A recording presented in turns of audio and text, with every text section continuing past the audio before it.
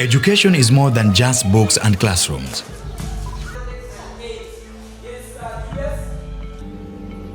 It's about creating an environment where students can truly thrive.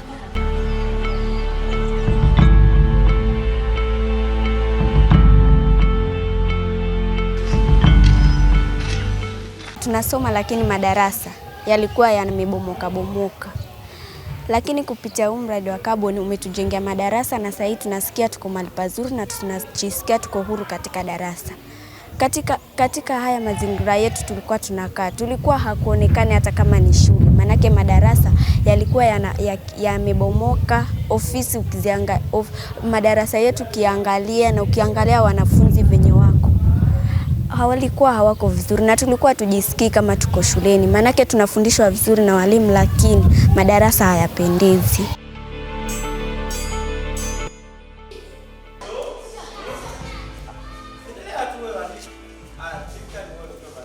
We as the local community members at the Kasigau Corridor REDD Plus project understand this deeply. Na hata tulikuwa tukisema ya kwamba kama kunatokea mradi wowote ukatusaidia kutujengea madarasa, sisi tutasema ni asante. Na mradi ulipotokea tukasema ni asante.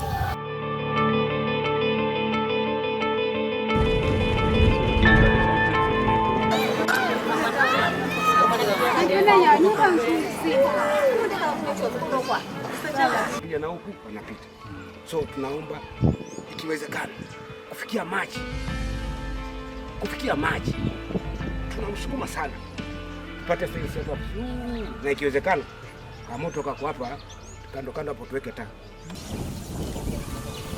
And despite critics claiming that carbon projects don't work, we are telling our own story of how we have used our share of carbon revenue to invest in the next generation.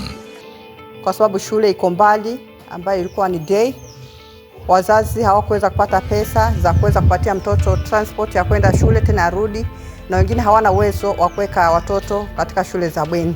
Kwa hivyo ndio maana sisi wazazi tukaomba mradi wa carbon utengenezee shule, na hii tulipendekeza tu wakitege wote ambao walikuwa na mawazo sana kwa ajili ya watoto wao venye wanahangaika kwenda mbali, ndio tukajengewa shule hii ya Kitege.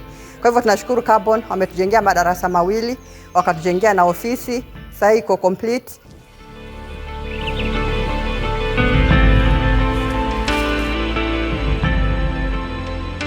The International Human Rights Charter, particularly the Universal Declaration of Human Rights Article 26, recognizes the right to education as a fundamental human right, while Sustainable Development Goal number 4 aims to ensure inclusive and equitable quality education and lifelong learning opportunities for all by 2030. The Kenyan Constitution under Chapter 4 of Bill of Rights guarantees the right to education, with Article 43, Sub-Article 1F, stating that every person has the right to education, and Article 53, Sub-Article 1B, specifying every child's right to free and compulsory basic education.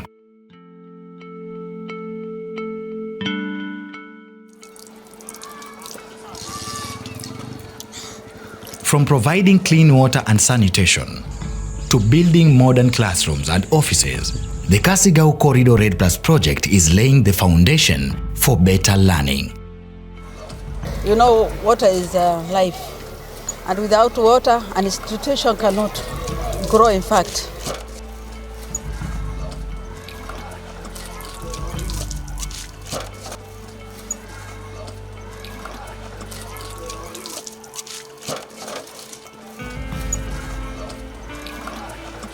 The public health were closing our school because of there was no water and because of hygiene, and that was the reason. Now God is great. We tried a lot of bringing water here. Almost every we tried with Tavevo, and they never met the need of the school. Baada hapo in 2015 Mwenyezi Mungu ni mkubwa, imekuja hii REDD Carbon project, and at least we got the water. The tank is here now.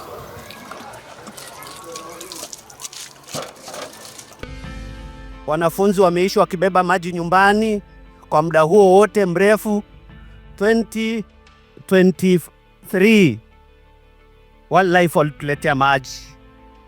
Wanafunzi walikuwa wakija wachafu, wanafunzi walikuwa wakishinda wakiwa na kiu, lakini sasa hii hali yao imeboreshwa kwa sababu tumepata maji safi kupitia kwa wildlife works.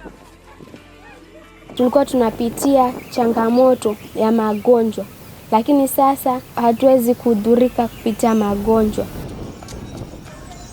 We did not have enough money to build a modern toilet that is very, very strong, can survive in such an environment.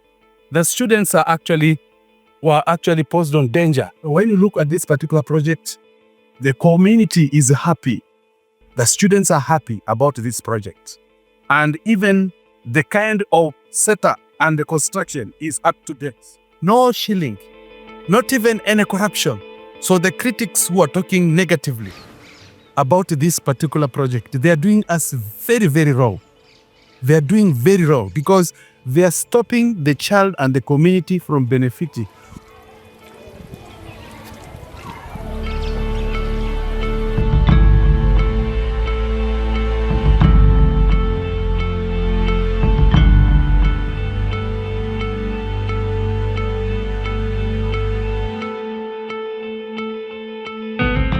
A conducive learning environment starts with supporting those who make it possible, the teachers.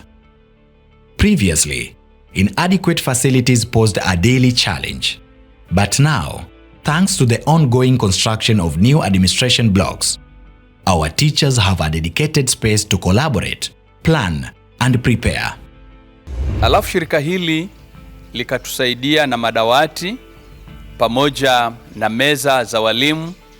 Manake huko mbeleni walimu katika staff room yao walikuwa naketia tu madawati sababu kulikuwa hakuna vifaa vyovyote vile.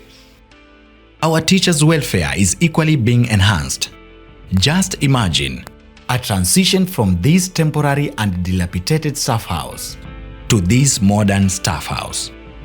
As the local communities, we have also prioritized construction of modern houses for the people who shape the lives of our children.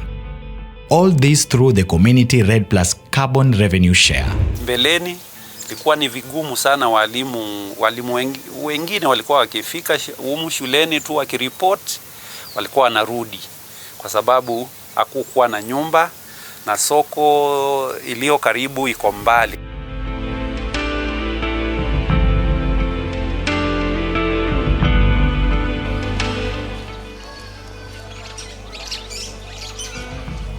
During drought, you realize that because of lack of food, most pupils don't come.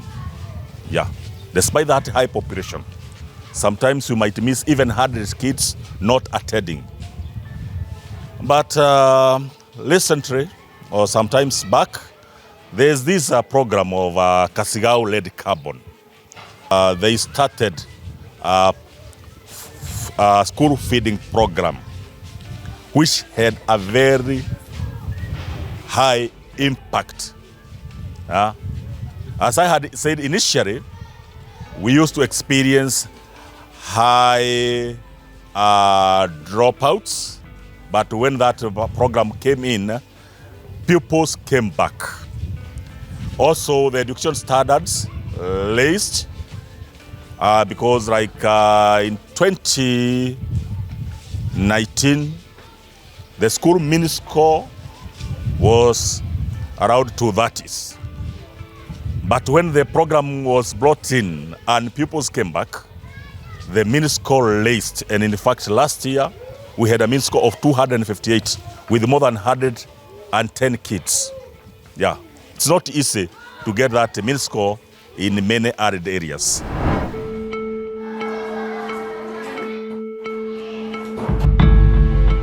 Marasi Primary has provided us with the food from Wildlife Works. We are really thanking them very much and that's them. Food helps us in our studies because if you eat well, be full, your mind will go forward. School feeding programs ensures children have the energy to focus.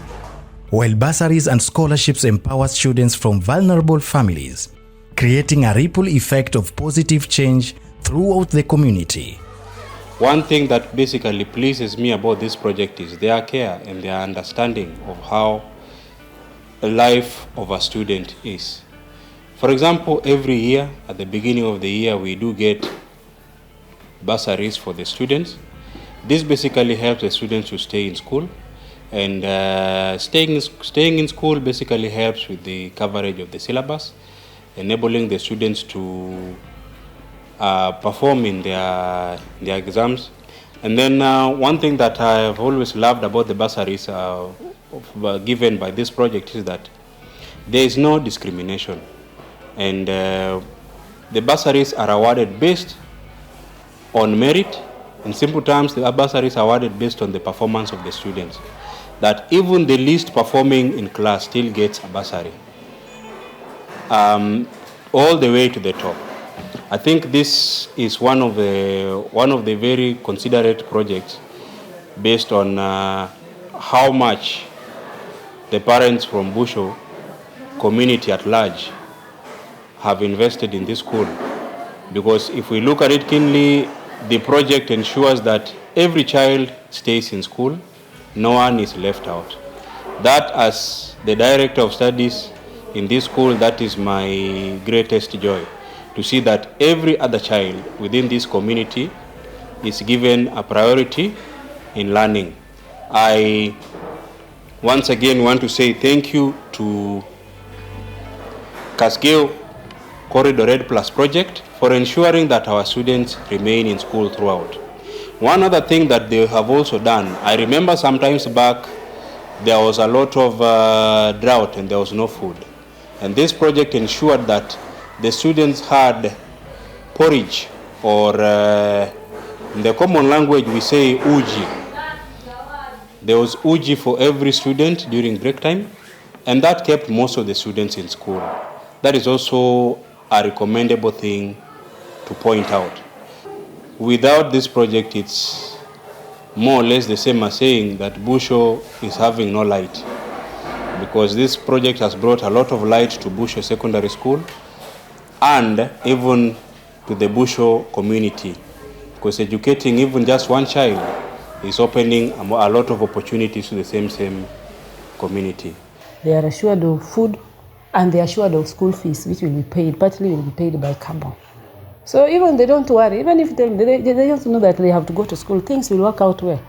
And even when you move around here, you'll always hear parents asking, have you heard about carbon? Have you heard about carbon? When are they going to give the bursaries? So you are the ones supporting this community, and you are the ones supporting education in this region. The moment somebody will withdraw, the repercussions will just be too bad. Yeah. Kasigau Corridor REDD Plus project is investing in education, and we, the local community members, are reaping the rewards.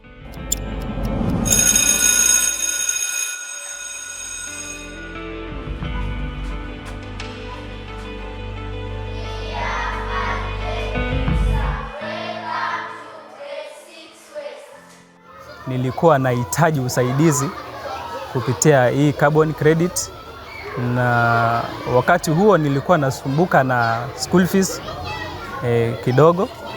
Ndio maana nikakuja nikapata hizo bursaries na nikafanya application. Nilipofanya application nikaona bado haitoshi, nikaenda mbele zaidi kwa sub chief, nikapata barua ya kuwa nilikuwa very needy. So wakati walipeleka ile bursary kwa committee, they decided to fund me a full academic year, kwa sababu nilikuwa na tatizo hilo la school fees. Mimi kama sasa beneficiary niliweza kuenda University of Nairobi, wao waliweza kunifund the whole academic year. Na kwa sababu mimi nilienda university, ndio maana sasa niko Sasenyi kama mwalimu. Ingalikuwa si carbon credit, huenda ninge terminate or maybe defer from the my academic year or my studies, ningedefy hizo studies zangu. Kwa hivyo ninawashukuru. Sasa niko kama mwalimu hapa Sasenyi Comprehensive School. We have achieved all these milestones through robust public participation, championed by our project's community-led governance structures, as anchored and guided by the Kasigau Corridor REDD+ project standard operating procedures. Our project is a clear demonstration that the carbon market is more than just offsets. It's an enabler of dreams, a lifeline to education, and a beacon of hope for our future generation. Nikiwa naendelea kusoma pale, nikashuhudia kwamba carbon wame-extend usaidizi wao wa kuwalipia wanafunzi wanao join masomo yao ya sekondari. Na kufikia sasa naweza sema kwamba idadi ya wale wanafunzi ambao wamefaidi wako zaidi ya 2,000. Mimi nikiwa mmoja wao. Baada ya kutoka Marungu Primary School nilijoin hapa Moi Boys na nikasoma vizuri, na pia carbon iliweza kunishika mkono ili kuendeleza masomo yangu hapa. Safari yangu ya masomo baada ya hapo niliendelea na nikaenda college. Vile vile carbon imekuwa msaada kwangu kwa sababu imenisupport nikapata cheti changu cha diploma. Na si mimi tu peke yangu, tuko wengi sana wale ambao tumefaidika katika kiwango hicho kikubwa.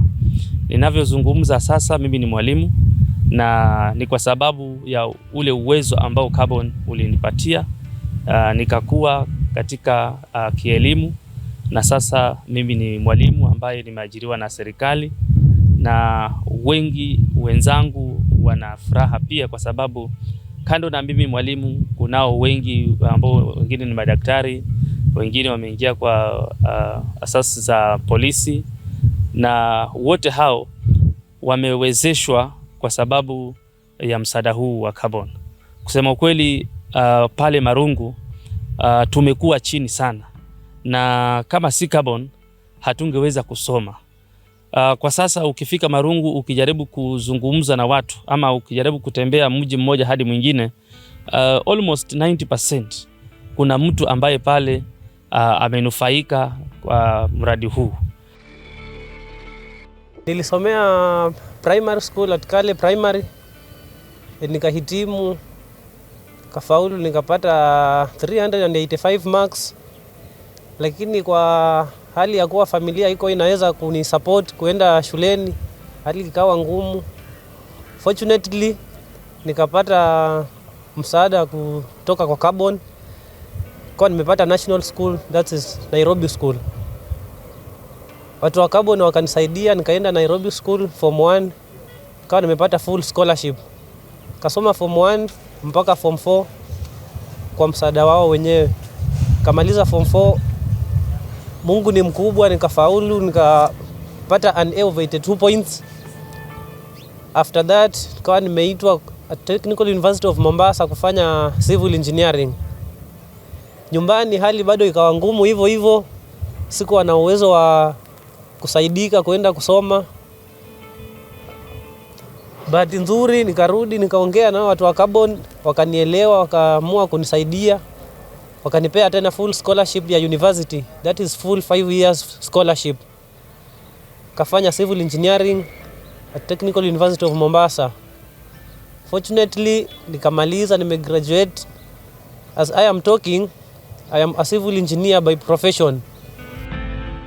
To the critics and naysayers, instead of crushing the aspirations of young voices, stand with the local communities. Walk alongside us in refining these projects, instead of tearing them down.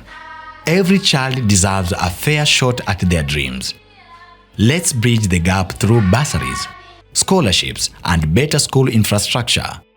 Because poverty should never be the reason potential is buried. Mashirika yote yaje ya kusaidia.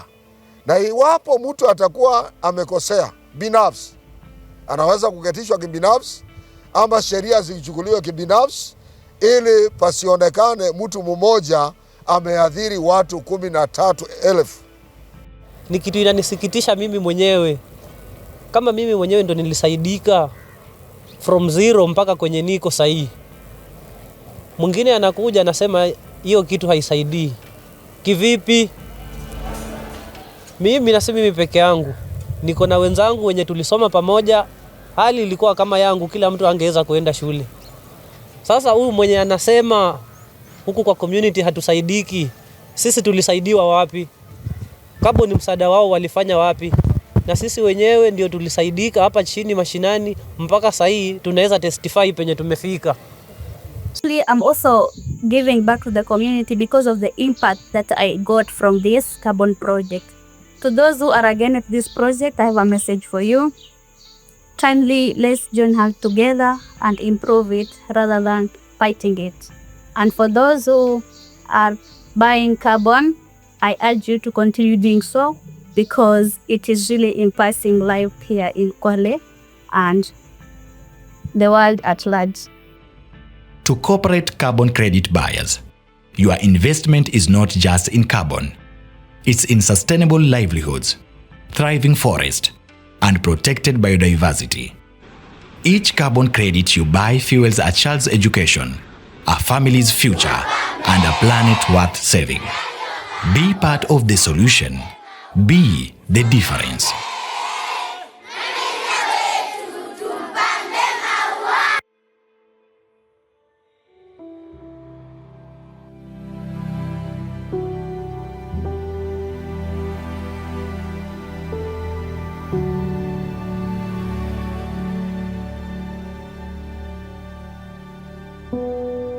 Thank you.